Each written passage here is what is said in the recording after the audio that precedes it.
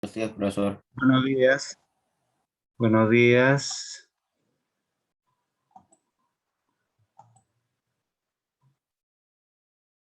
Bien, ¿se visualiza el material? Buenos días, profesor. Ya, buenos días. Tenemos la separata 21, no es 22, no es 21. Bien, tenemos en el caso, a ver, hay un error ahí, un error, un segundo, es de segundo. Un error.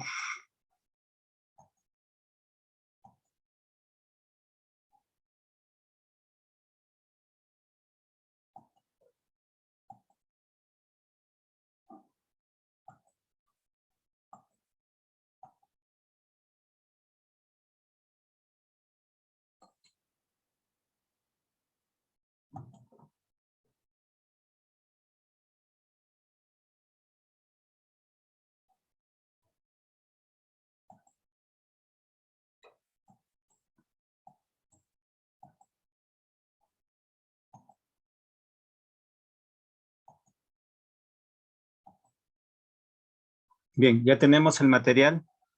Bien, es la separata 21 que corresponde a antología.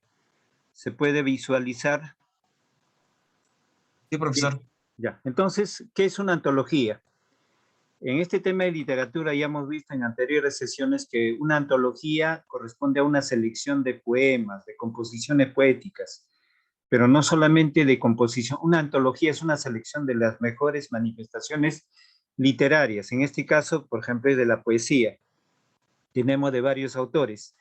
El tratamiento es para la lectura y el análisis. Entonces dice en la primera manifestación que es un soneto.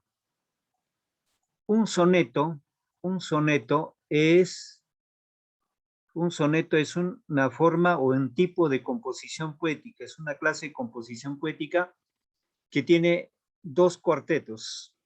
Primer cuarteto, cuarteto es de 4 sílabas, perdón, 4 versos, cuarteto de 4 versos.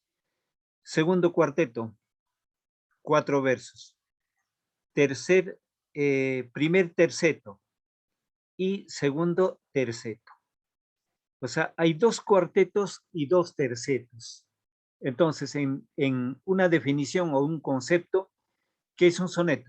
Un soneto es una composición poética que tiene 2 cuartetos y 2 tercetos. En conjunto suman 14 versos. 4 versos más 4 versos son 8. Más 3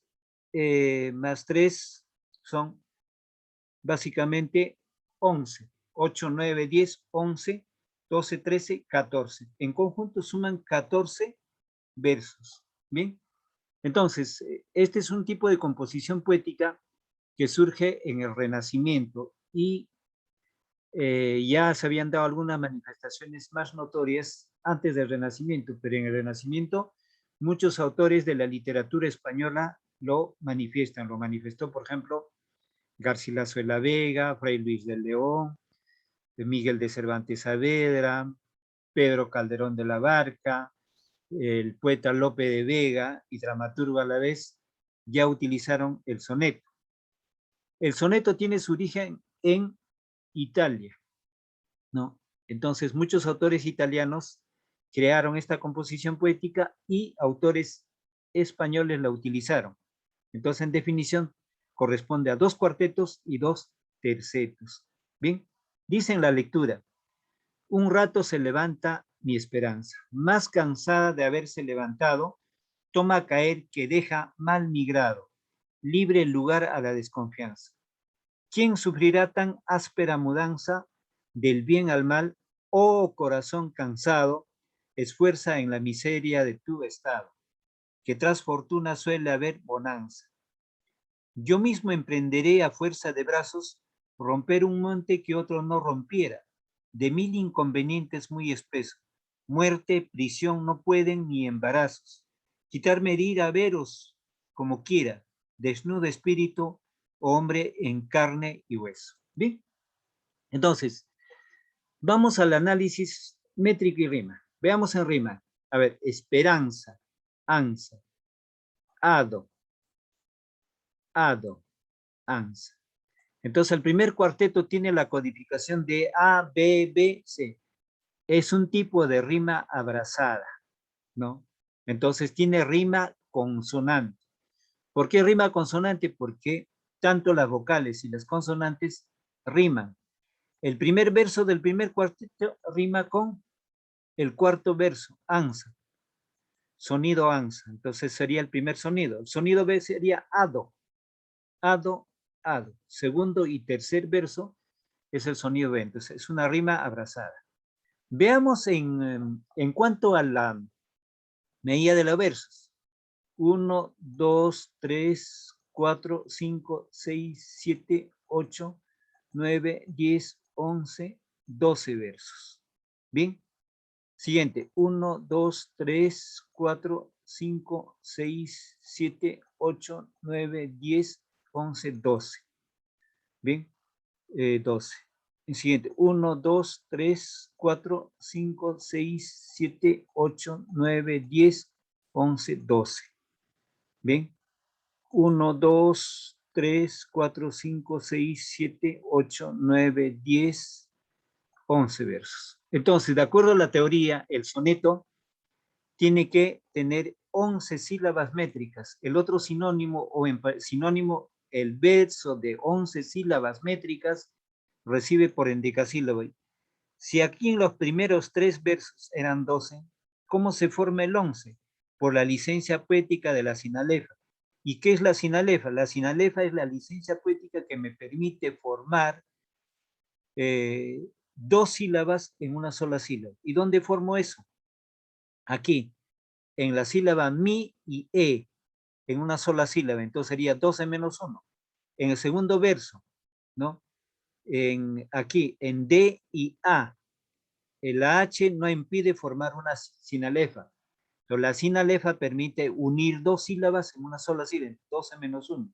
En la siguiente, acá, A y A, una sola sílaba, entonces sería 12 menos 1.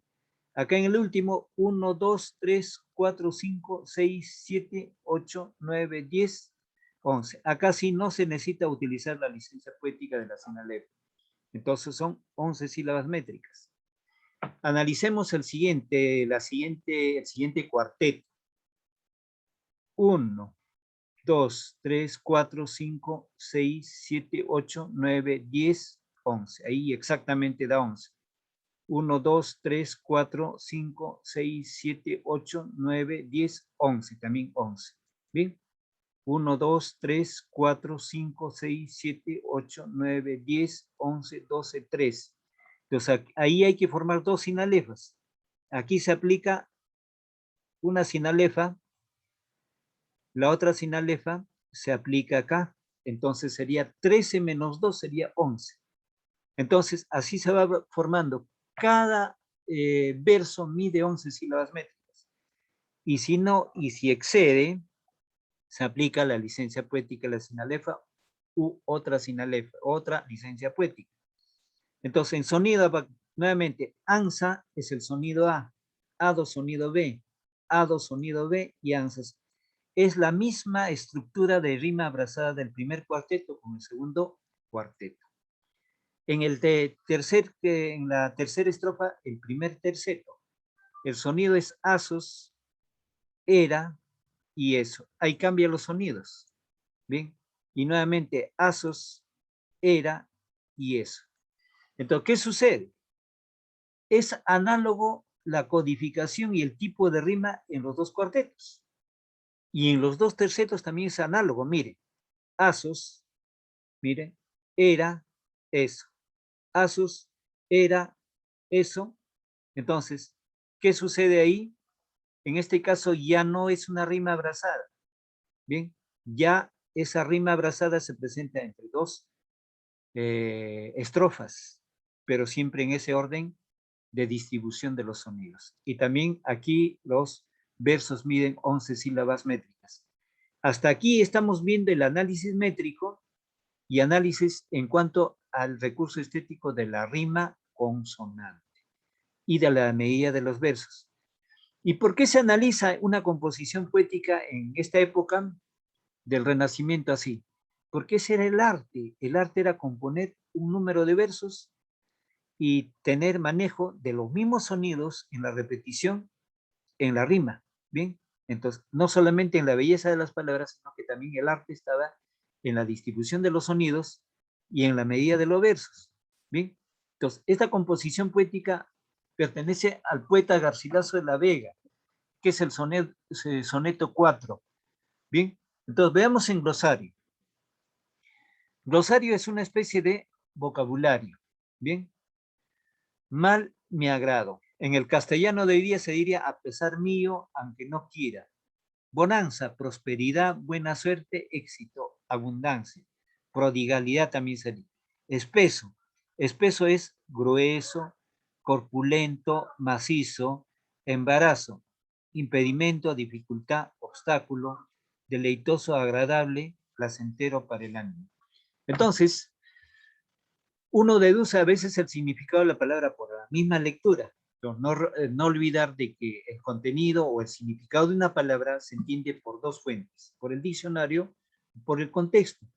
Pero acá es siempre bueno agregar el glosario porque estamos en el castellano del siglo XVI, XVII, XVII, desde el XV, XVI, XVII, ¿no? Entonces, de ahí hay algunos cambios en la lengua española. Entonces, ya dijimos lo que es un soneto.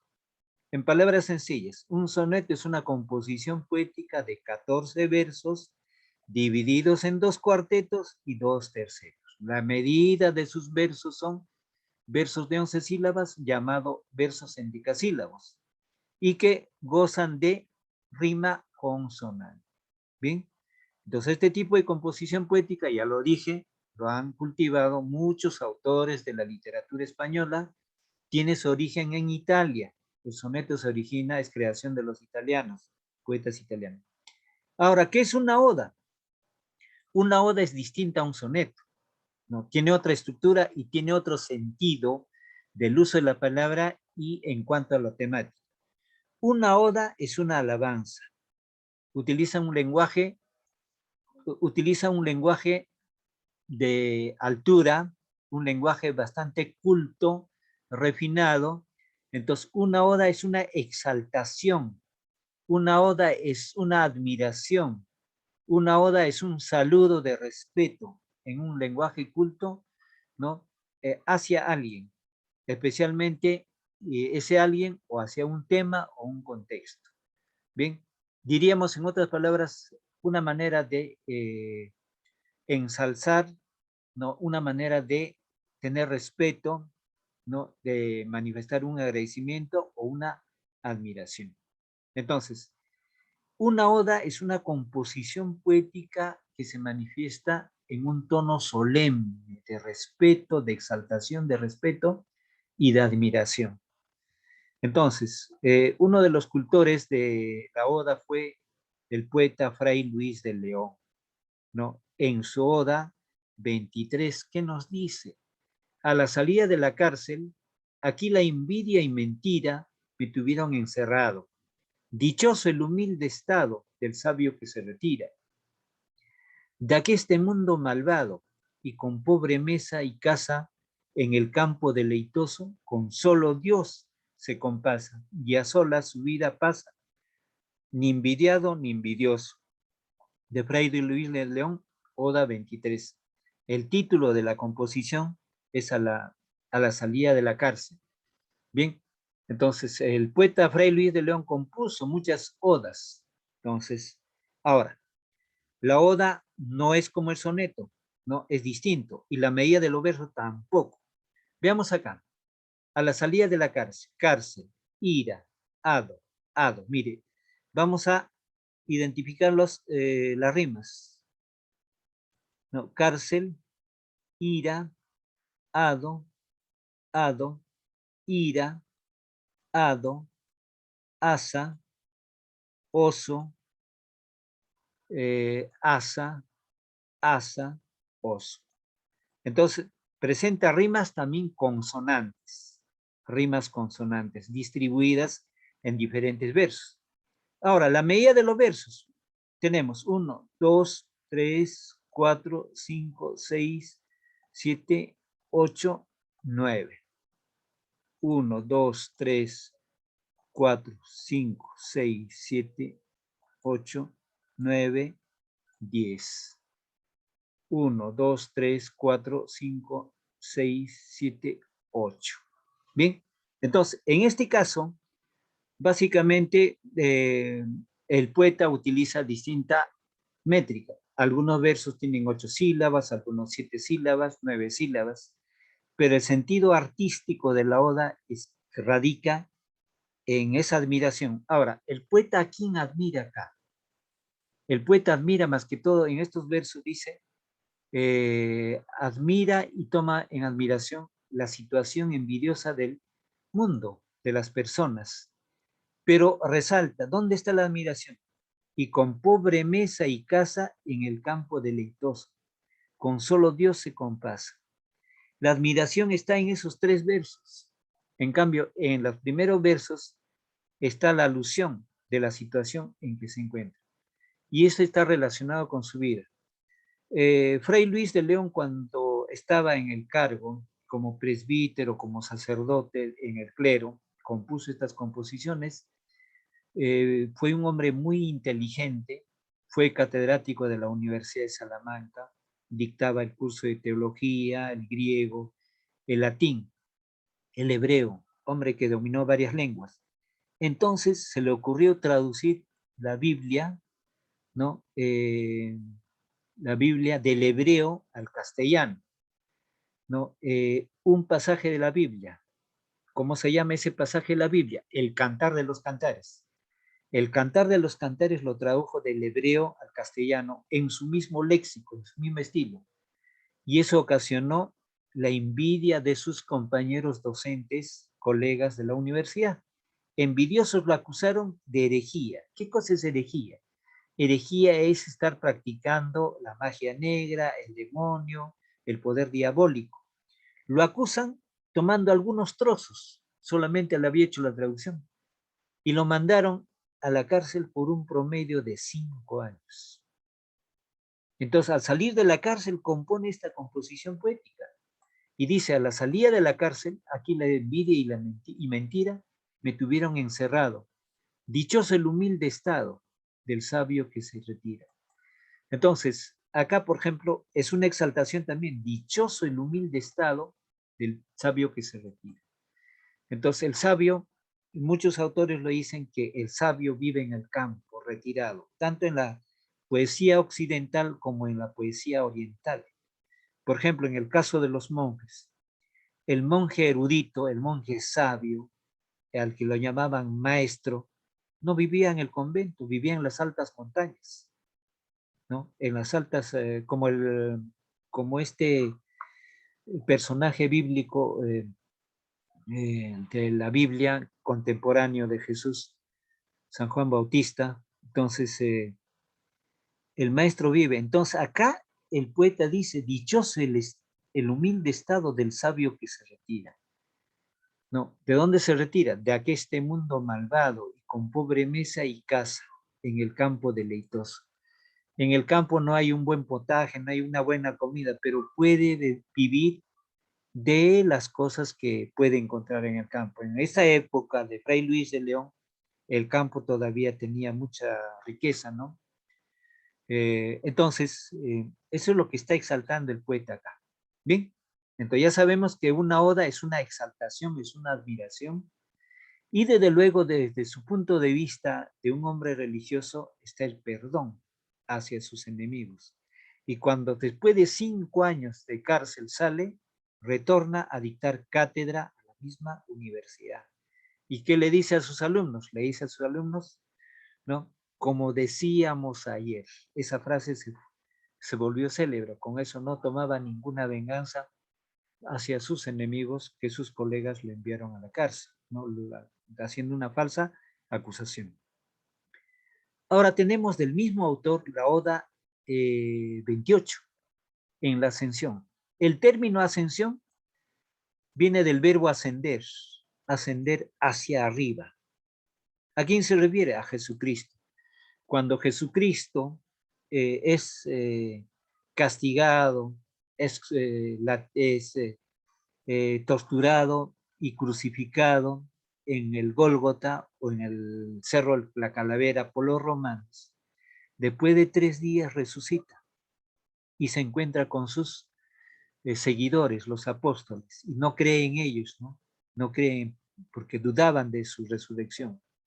Y después de haber estado 40 días con ellos, se retira al valle de Josafat y ahí se despide de sus pastores y se eleva y desaparece en el firmamento. A eso se llama en la ascensión.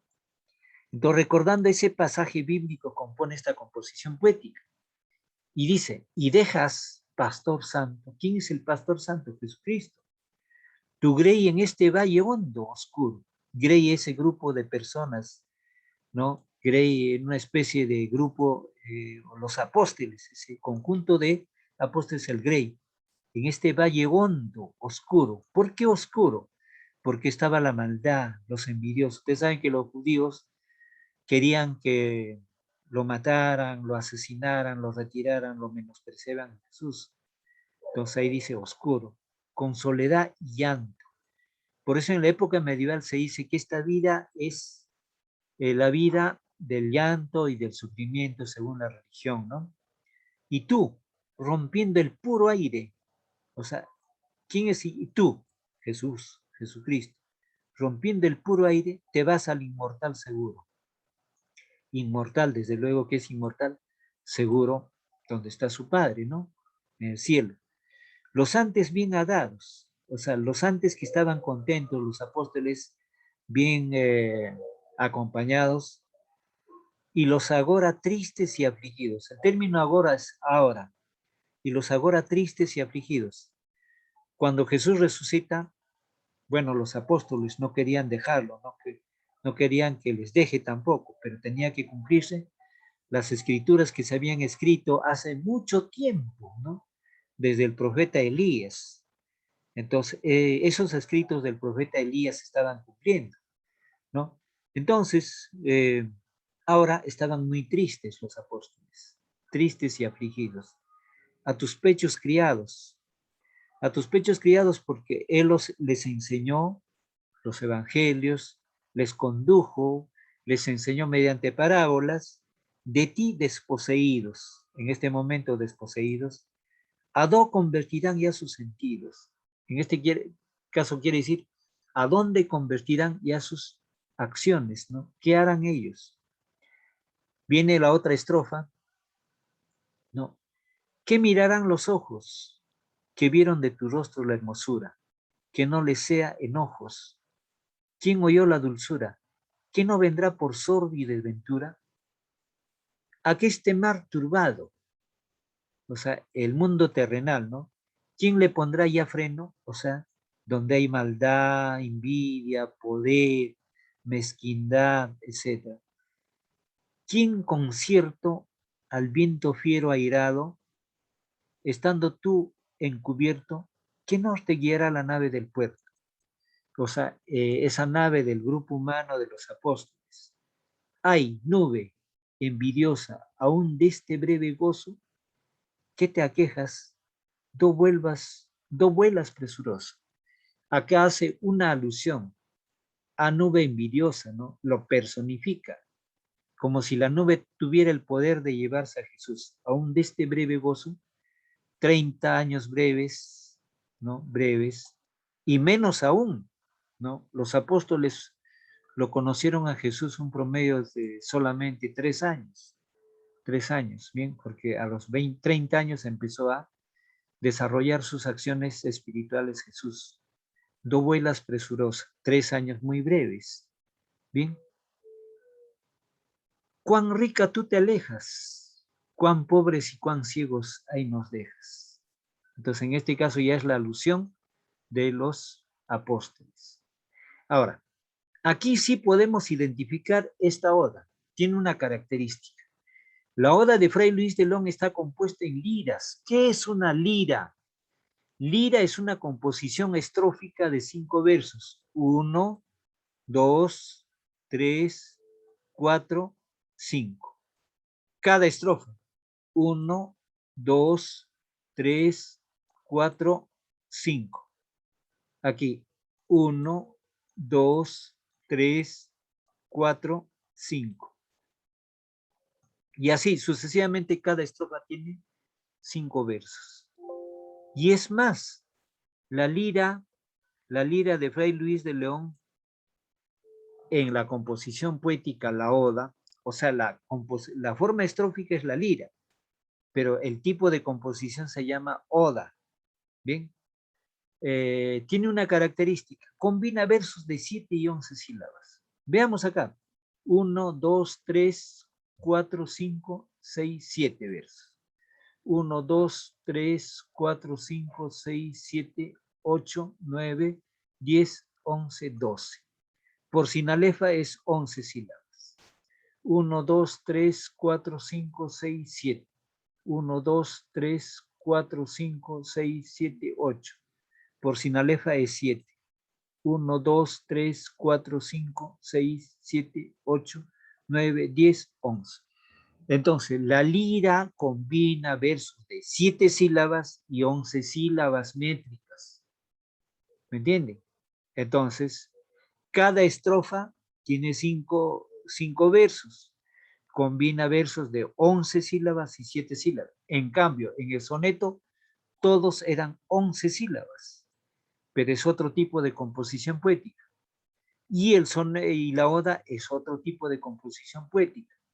Ahora, estos primeros, la oda 23, sí está estructurada seguidamente por un número de versos, pero las otras odas están en este sentido, de cada estrofa dividido en 5 versos, ¿no? Utilizando versos de 7 sílabas y 11 sílabas métricas. Bien. Dice, esta composición poética es de Fray Luis de León, en la Ascensión. Entonces, el glosario de esta composición poética de alguno, escuro, oscuro, bienhadado, afortunado, turbado, aturdido, confundido, airado, de carácter violento. Entonces, según el poema Oda 23, a la salida de la cárcel, ¿por qué es dichosa la vida del sabio que se retira al campo? Ya, acá vamos a tomar apuntes. El sabio no ocupa cargos de importancia. El sabio no ocupa cargos de importancia, coma, no posee bienes materiales, coma, se evade de la riqueza, y añora la vida del campo. Punto y coma. La vida del campo es para las personas inteligentes y sabias. La vida del campo es para las personas inteligentes y sabias. Punto y coma. Porque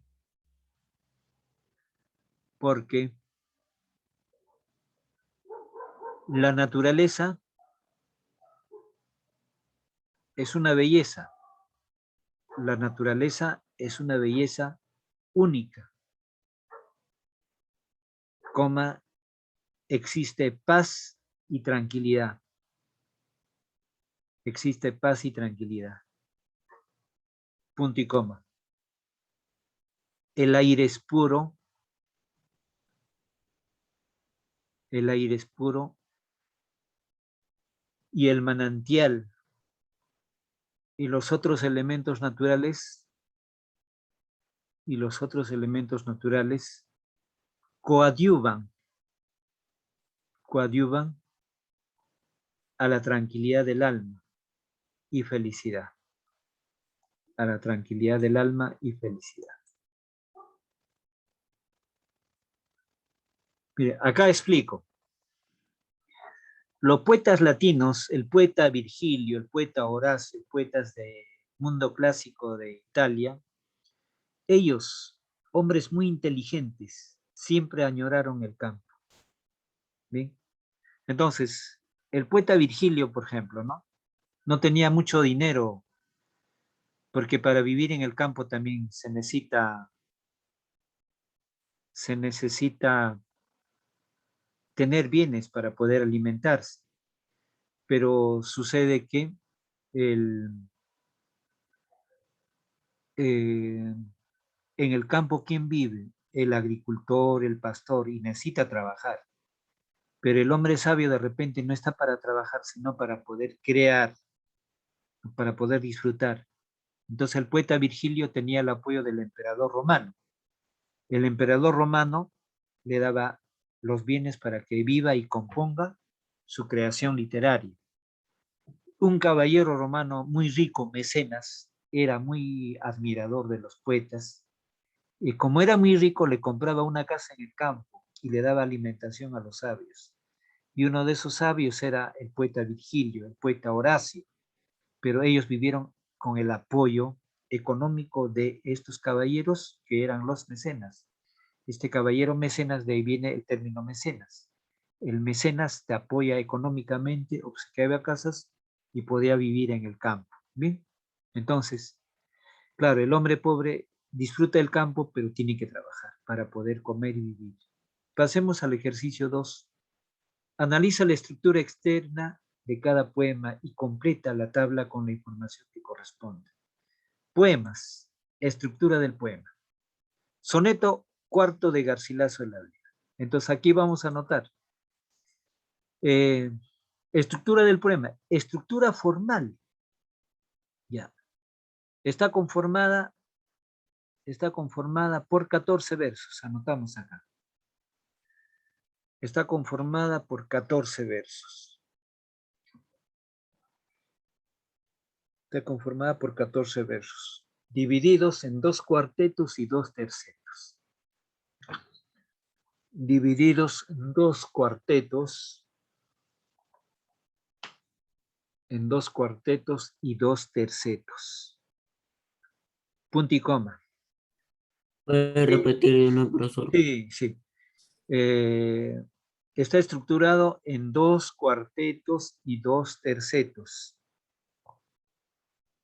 Está estructurado en 2 cuartetos y 2 tercetos. 2 cuartetos y 2 tercetos. Punto y coma. La medida de los versos es de 11 sílabas métricas. La medida de los versos es de 11 sílabas métricas. Entre paréntesis, endecasílabo. Endecasílabo. Endecasílabo. Cerrar paréntesis. Punto y coma. Posee rima consonante. Posee rima consonante. Ya está respondido la primera, el soneto 4. Ahora, Oda 23. A ver, Oda 23.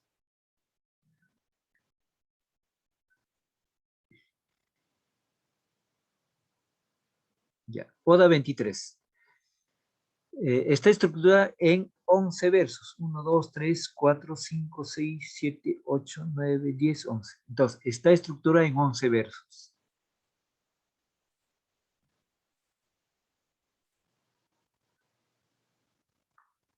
Está estructurada en 11 versos.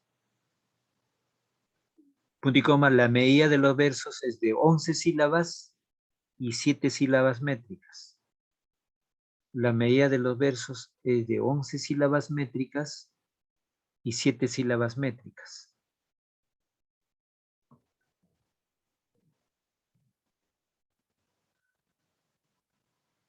Punto y coma, posee rima consonante. Posee rima consonante.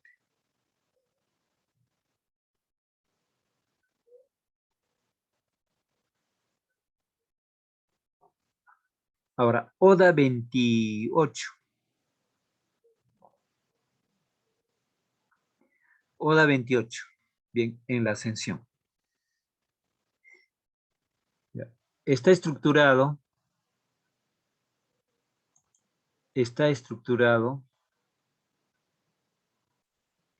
en quintetos. Quintetos. Entre paréntesis. Estrofas de 5 versos. estrofas de 5 versos. Profesor, al Dime, principio decía el dictado está estructurado en, ¿ahí qué era? en el 28, ¿verdad? O Sí, la 33. En Oda 28 o 33. no lo decía en la sesión de Fray Luis León. Ah, ya, en la Ascensión. Está estructurado en 11 versos.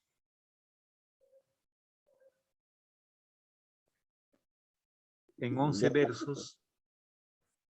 Está estructurado en 11 versos. 11 versos, Sí, coma, de versos de 7 sílabas y 11 sílabas. De versos de 7 sílabas y 11 sílabas métricas. decir, eran versos de 7 sílabas y Sílabas de... y 11 sílabas métricas. No entendí. Punto y coma. Posee rima consonante. Posee rima consonante.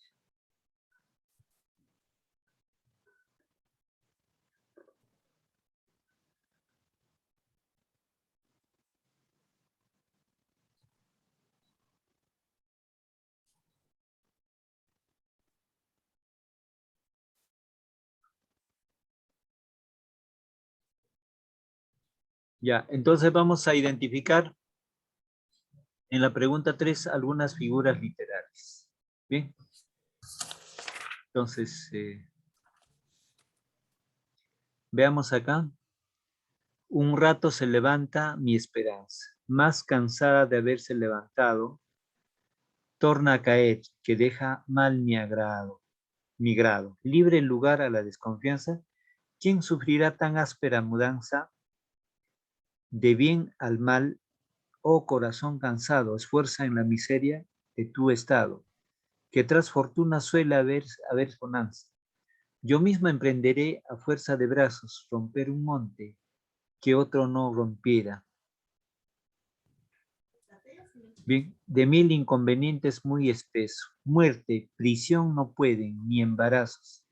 Quitarme de ir a veros, como quiera, desnudo espíritu o hombre en carne y hueso. Entonces, acá tenemos, a ver, un rato se levanta más cansada de haberse levantado, torna a caer, que deja mal mi agrado, libre el lugar a la desconfianza. ¿Quién sufrirá tan áspera mudanza? Esta expresión, ¿quién sufrirá tan áspera mudanza? Mudanza del bien al mal, es un epíteto. Entonces aquí anotamos, copiamos, anotamos epíteto o adjetivación. ¿Qué tipo de figura literaria? Epíteto o adjetivación.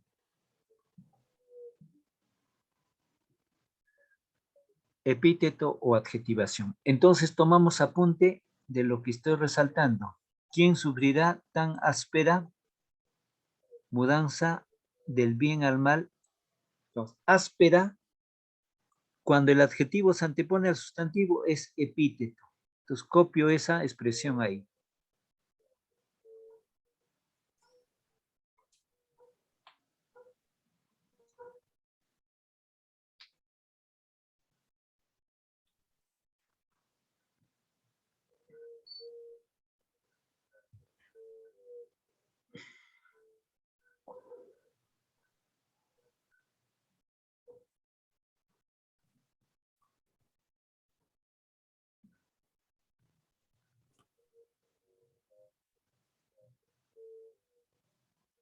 Otro epíteto, acá. Dichoso el humilde estado del sabio que se retira de aqueste mundo malvado. Ya, entonces, el epíteto es dichoso el humilde estado. Nuevamente.